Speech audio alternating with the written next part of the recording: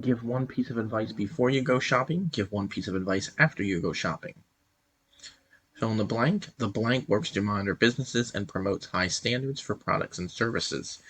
United States Postal Service, Securities and Exchange Commission, Federal Trade Commission, Better Business Bureau.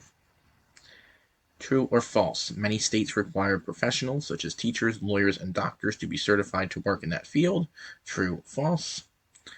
Match the consumer advocacy groups or organizations with their correct descriptions. So I'm going to drag this down here. So we have column A, 1, Federal Trade Commission, 2, Food and Drug Administration, 3, Consumer Product Safety Commission, 4, U.S. Postal Service, 5, Federal Communications Commission, and 6, Department of Transportation. Column B, A, deals with unfair sales practices as well as bills, credit, and warranties.